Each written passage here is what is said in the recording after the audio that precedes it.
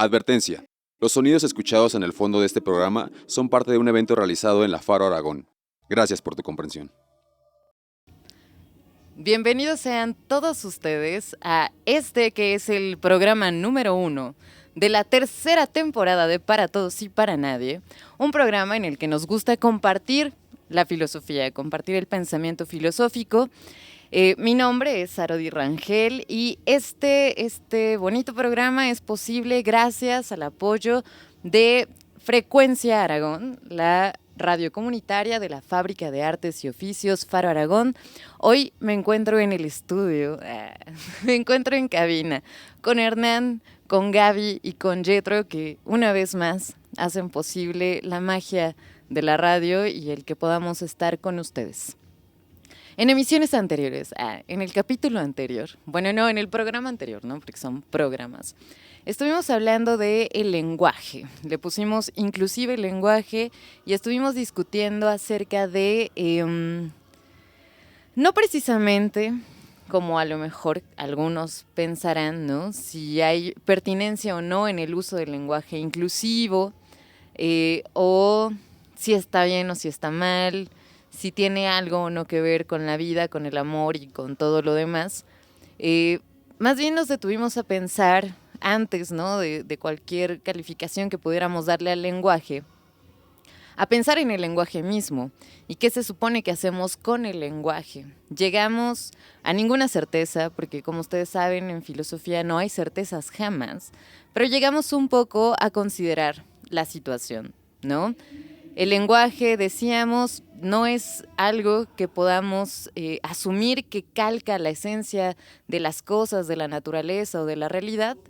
Decíamos incluso que esta cosa de las esencias, la naturaleza y la realidad, pues son constructos, ¿no? Son cosas que hemos construido nosotros para comprender eso que nos rodea y que el lenguaje nos ayuda a nombrar lo que nos rodea y a comunicarnos con los demás. Decíamos entonces que esto de las palabras es una cosa consensuada, ¿no? Son invenciones, son construcciones, luego las pactamos socialmente, ¿no? Acordamos socialmente que las palabras designan cosas y decíamos entonces, si el lenguaje, si las palabras son construcciones, son convenciones, son posibles de ser transformadas.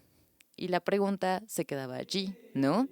¿Vale la pena hacer un esfuerzo por incluir en nuestras palabras, en nuestra manera de hablar, realidades que no están siendo incluidas, nombradas, visibilizadas? Llegábamos a esa consideración.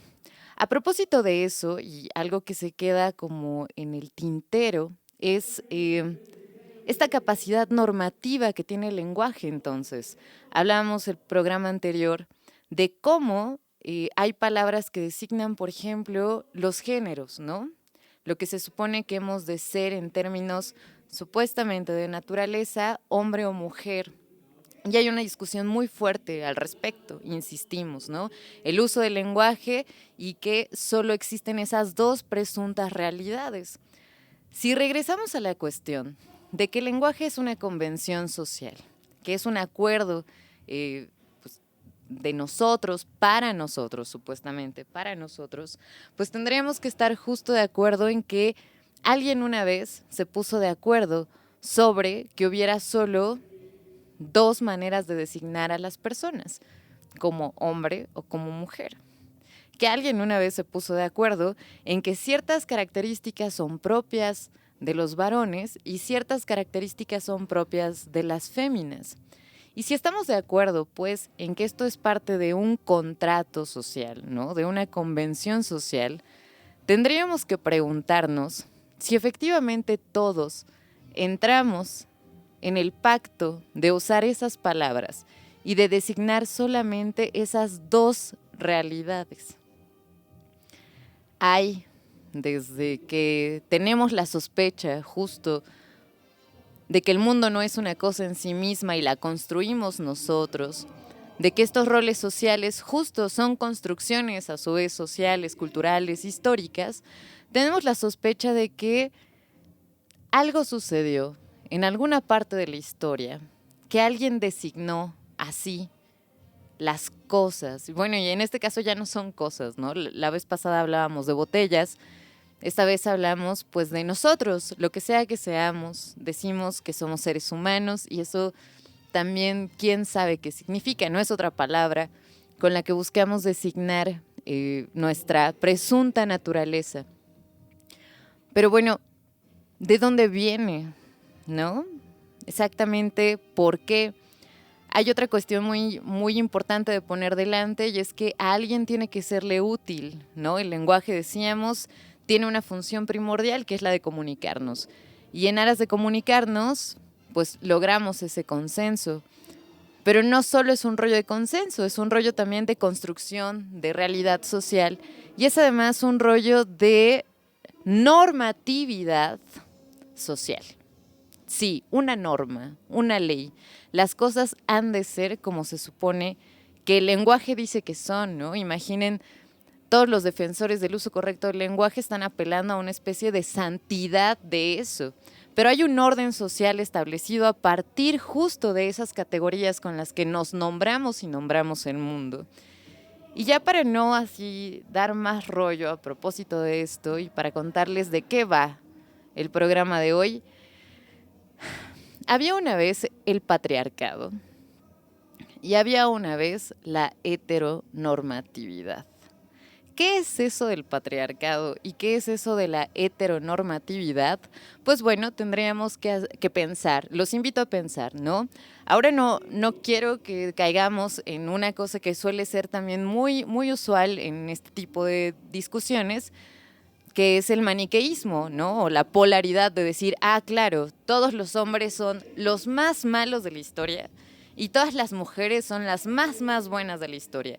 Vamos a pensar en esto en términos de orden de mundo. No nos estamos peleando en este momento unos con otros. Estamos hablando de cómo se construyó el mundo que habitamos, las sociedades en las que compartimos nuestras vidas. Entonces, más allá de si soy team o no feminismo, o soy team o no hombrismo, o lo que sea que pueda ser la postura contraria, pensar en qué quieren decir las filósofas cuando hablan de patriarcado y qué quieren decir las y les filósofes y filósofas cuando hablan de heteronormatividad y cómo eso está colado en el lenguaje que utilizamos todos los días, con el que nombramos a los demás, nos nombramos a nosotros mismos y nombramos la realidad. Vamos a nuestra primera pausa. Esto es el programa número 1 de la tercera temporada de Para Todos y Para Nadie. Seguimos por aquí.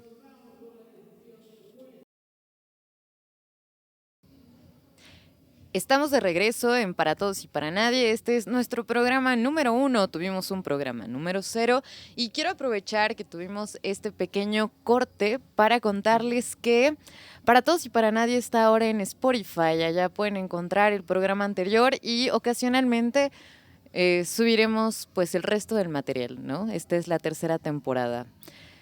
Veníamos de platicar justo del orden social establecido históricamente, porque la cuestión sobre el pacto social y cómo nos pusimos de acuerdo sobre, entre otras cosas, el uso del lenguaje, etcétera, suele quedarse en una esfera muy hipotética, ¿no? En una cuestión como de, tendríamos que imaginarnos casi en taparrabos, haciendo los consensos de cómo nos organizamos socialmente. Pero históricamente, lo que han documentado las filósofas, y hablo de las filósofas porque sí es una cuestión del feminismo, esto de ir a estudiar en la historia que nos es común, la historia que llamamos historia de la humanidad, ¿en qué momento las sociedades humanas decidieron que había una manera de estar en el mundo que específicamente se le ha dado el nombre de patriarcado? ¿Y qué tiene que ver con la figura dominante y preponderante del varón? No sé si genéricamente, ahorita entramos como en esos detalles, ¿no? Pero en la posición predominante, dominante del varón y la sumisión de la mujer. Se data esto incluso desde la Mesopotamia, Esa cultura que ustedes estudiaron como las culturas antiquísimas de la historia de la humanidad, se permite datar esta estructuración social, esta manera de amoldarnos socialmente, de crear realidad colectiva. ¿A qué se debió? Híjole, hay muchas apuestas por ahí, no vamos a entrar tanto en ese detalle, pero lo cierto es que históricamente y desde tiempos muy remotos ha existido y ha pervivido, ¿no? Es una cuestión de historia. Incluso hoy, yo sé que muchas,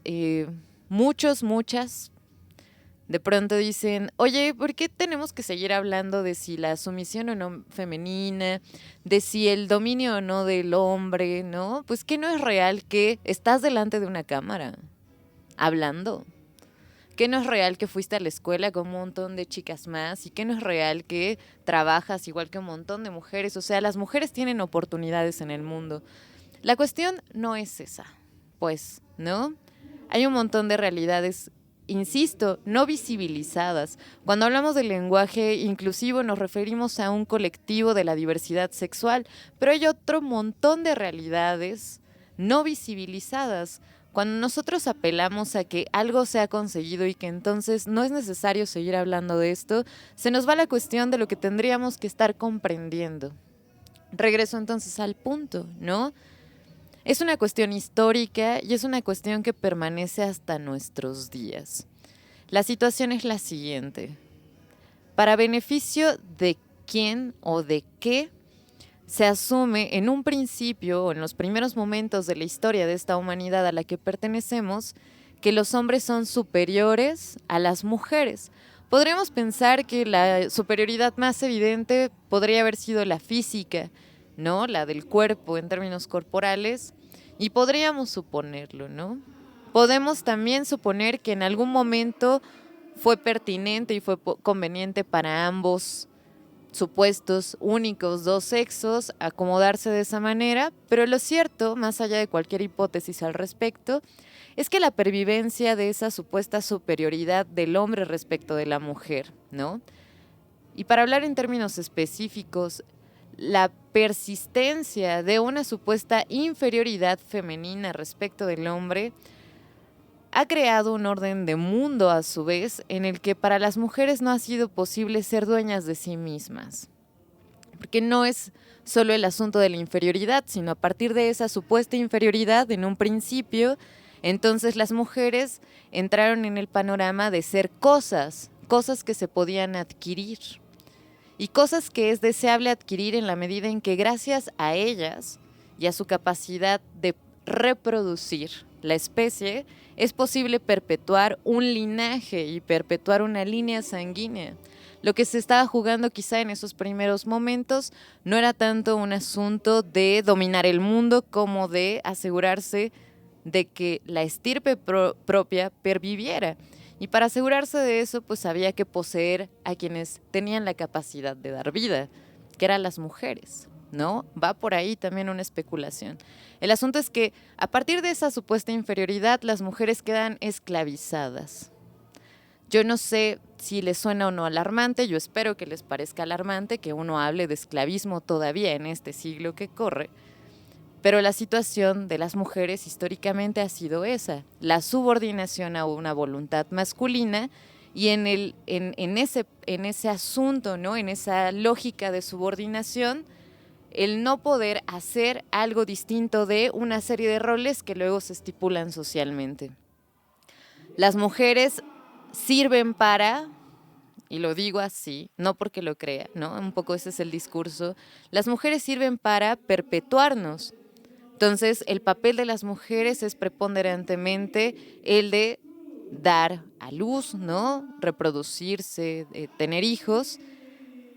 Y además hay que asegurarse que esa mujer le pertenezca solo a un hombre, que ahí viene la otra cosa, la cuestión de la propiedad privada. Si una mujer tuviera los hijos de más de un hombre, entonces ¿cómo te aseguras cuál es el tuyo? ¿O con quién va a pervivir tu apellido? ¿No?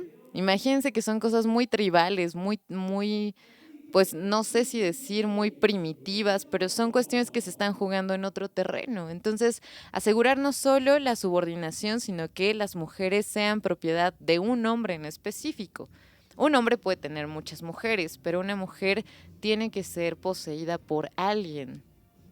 Desde este sometimiento de voluntad, que tal vez no fue otra cosa que la imposición de la voluntad del más fuerte sobre el más débil, que además es un argumento que solemos traer a colación siempre que pensamos en cómo a lo largo de la historia, ¿no?, de esta historia humana a la que pertenecemos, los hombres han dominado a otro grupo de hombres, ¿no? Y hablamos justo, la historia la hace, la escribe el que vence.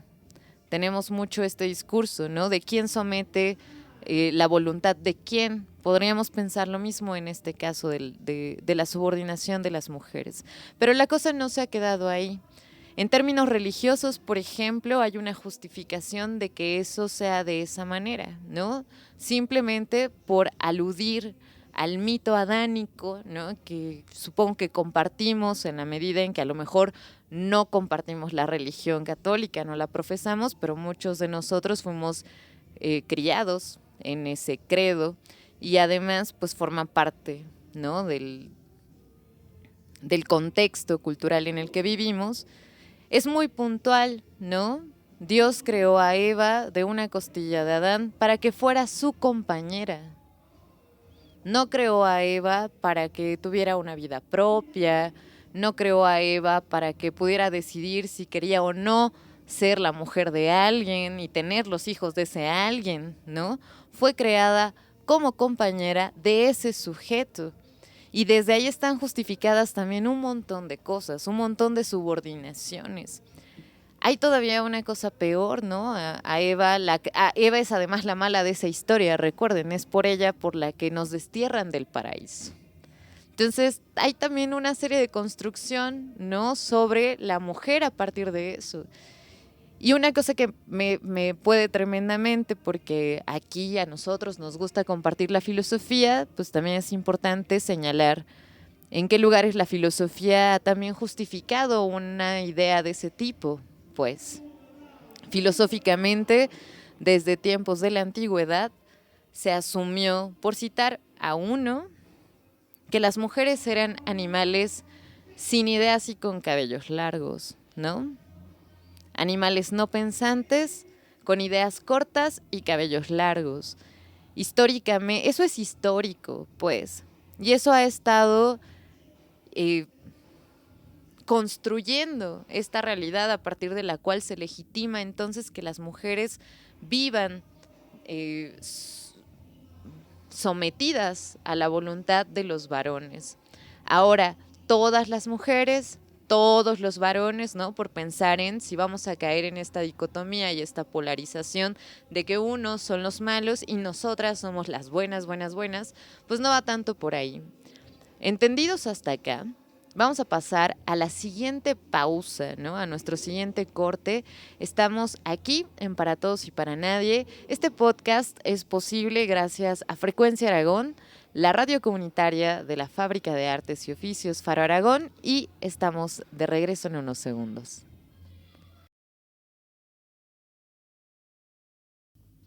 Regresamos a este que es el primer programa de Para Todos y Para Nadie. Tentativamente se llama heteronormatividad y patriarcado, y justo estábamos hablando de esto.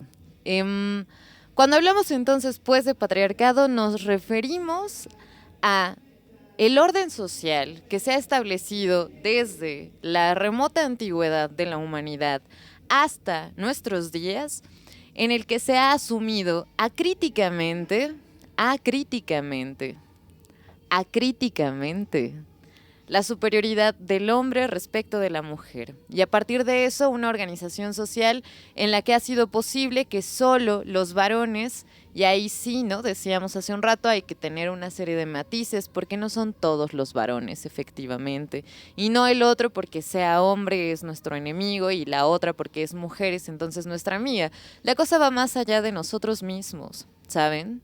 O sea, no se trata de quién tengo al lado inmediatamente, y siempre se trata de quién tengo al lado inmediatamente. Pero cuando hablamos de patriarcado no estamos hablando de nuestro papá, de nuestros hermanos, de nuestras parejas, ¿no? De nuestros amigos.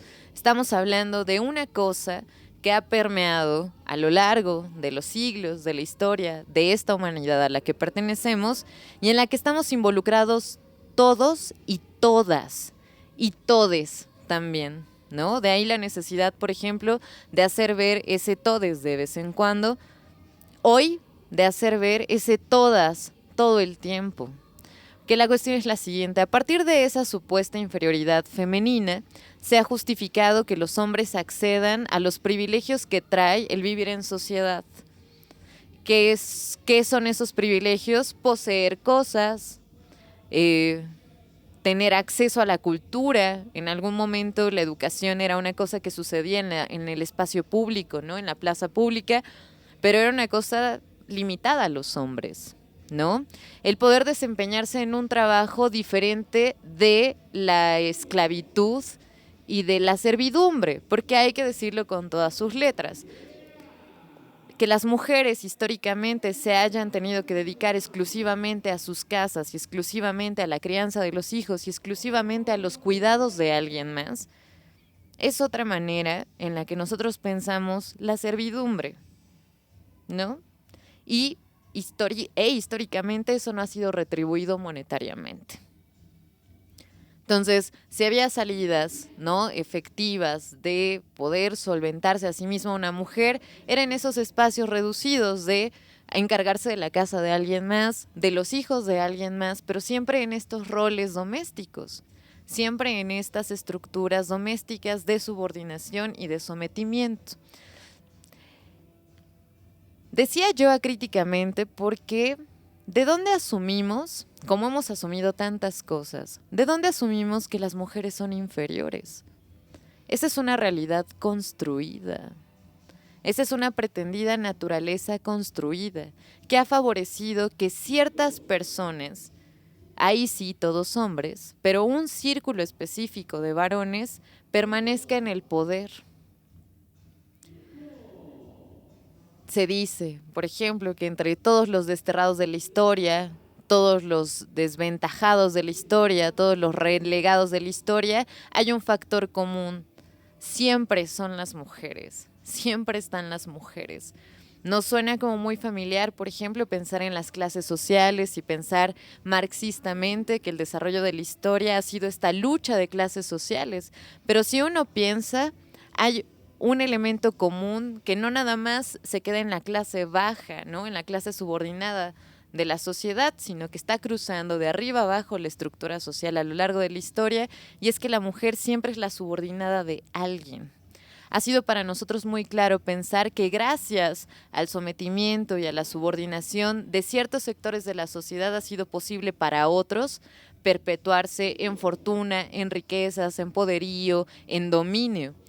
Tendríamos que ir y mirar un poquito más, con un ojo crítico siempre, la historia y darnos cuenta de que gracias al sometimiento de las mujeres, ha sido posible que esta especie a la que pertenecemos perviva. Gracias al sometimiento de las mujeres a una cuestión reproductiva estamos todos aquí y todas aquí y todes aquí. Alguien nos parió, ¿saben? Gracias a eso, gracias a esas estructuras, por un lado, y por otro, pensar en esas historias con minúsculas, esas historias borradas de la historia con mayúsculas, la historia que han hecho los hombres, los vencedores, ¿no? Las historias pequeñas, las historias domésticas, donde montones de generaciones y generaciones de mujeres han hecho posible que estemos todos acá hoy día.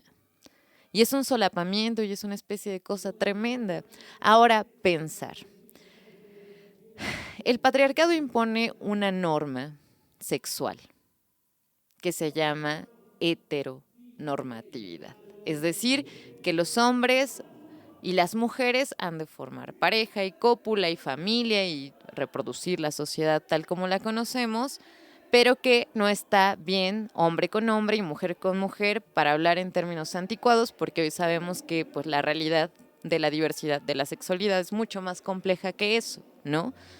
Pero ¿a quién le conviene haber estipulado esos dos géneros y haber estipulado que solo las parejas heteros son las que son bien calificadas? Pues es también un régimen patriarcal al que le sirve que a partir de la familia, de una familia tradicional de hombre con mujer, se reproduzca la sociedad.